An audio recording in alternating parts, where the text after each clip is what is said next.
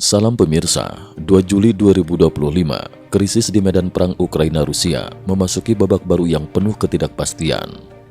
Amerika Serikat resmi mengumumkan penangguhan sebagian pengiriman senjata penting yang sebelumnya dijanjikan Presiden Joe Biden kepada Ukraina.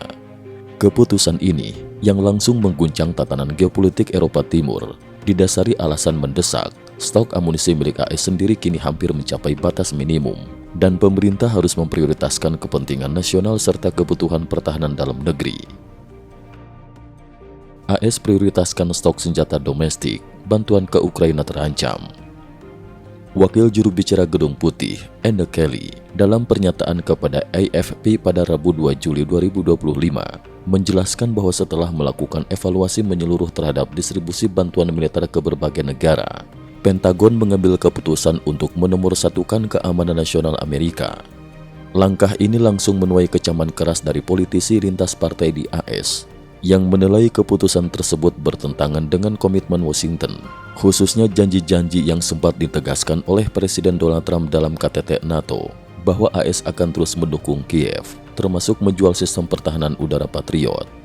Kementerian Pertahanan Ukraina sendiri menyatakan, hingga saat ini belum menerima notifikasi resmi terkait penundaan atau perubahan dalam bantuan personal maupun logistik militer dari AS, dan masih melakukan klarifikasi intensif dengan pihak Washington.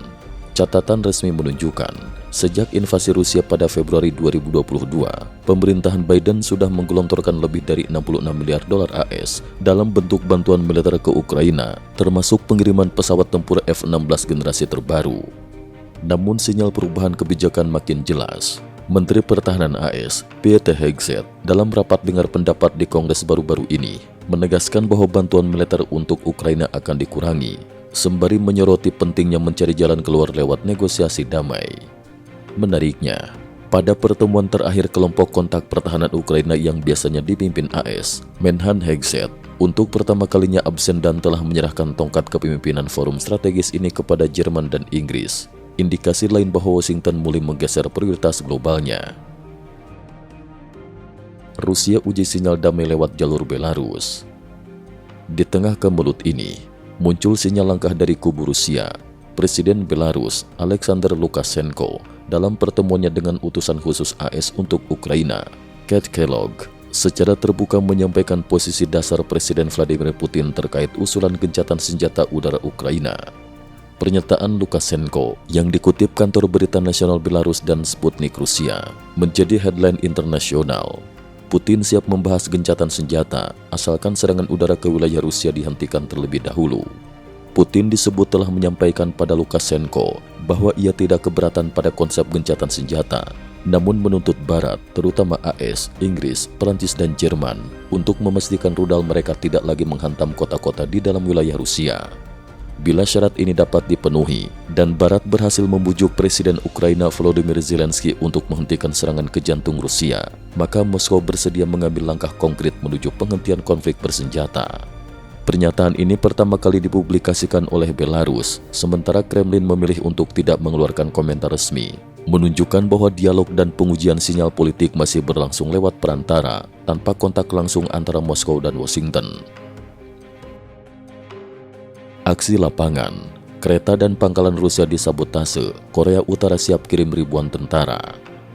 Sementara diplomasi berjalan di meja perundingan, di medan perang aksi-aksi sabotase dan serangan tetap panas.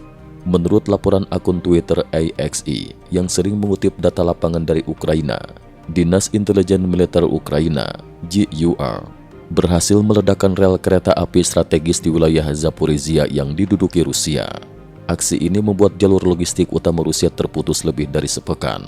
Ketika Rusia berhasil memperbaiki jalur, militer Ukraina pada 1 Juli kembali menghancurkan rel tersebut, memperpanjang lumpuhnya distribusi amunisi dan logistik musuh. Selain itu, Ukraina juga mengintensifkan serangan drone ke wilayah Rusia, termasuk melancarkan serangan ke pangkalan udara Saki di semenanjung Crimea pada malam 30 Juni, yang dikabarkan berhasil melumpuhkan sejumlah besar peralatan militer Rusia.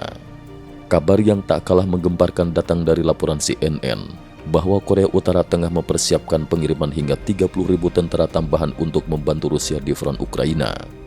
Penulis dan analis geopolitik Tao Miao mengungkapkan, Pasukan Korea ini kemungkinan besar akan ditempatkan sebagai pasukan serbu utama, menjadi peluru dalam skema perang proksi yang diatur secara strategis oleh Tiongkok dan Rusia. Skema ini disebut sebagai cerminan tipikal strategi Beijing, tidak tampil di garis depan, namun mengendalikan eskalasi konflik global dari balik layar. Jika dunia membiarkan ekspor militer Korea Utara terjadi tanpa perlawanan hari ini, bukan tidak mungkin Tiongkok akan menerapkan pola yang sama di Selat Taiwan atau Laut Tiongkok Selatan di masa mendatang.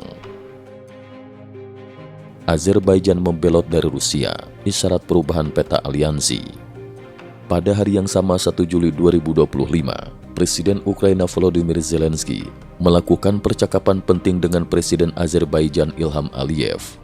Kedua pemimpin sepakat untuk saling mendukung, menjaga kedaulatan wilayah masing-masing, dan menolak segala bentuk intimidasi Rusia. Sejalan dengan sikap Iran, pemerintah Azerbaijan dilaporkan mulai mengambil langkah tegas, di antaranya secara bertahap menutup seluruh sekolah berbahasa Rusia dan menghapus pelajaran bahasa Rusia dari kurikulum nasional. Langkah Azerbaijan ini memunculkan komentar tajam dari pengamat politik dan influencer Tiongkok, Chun Wu, yang menilai sikap pembelotan Azerbaijan bukan sekadar reaksi emosional atas kematian dua warganya akibat aksi brutal polisi Rusia, tetapi lebih kepada melemahnya pengaruh dan daya gentar Rusia di kawasan.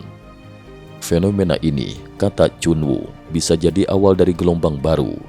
Jika tren ini berlanjut, bahkan Serbia, negara Balkan yang selama ini dikenal sangat loyal pada Moskow, bisa saja suatu saat berbalik arah. Kesimpulan, dunia di titik kritis, opsi damai atau perang meluas.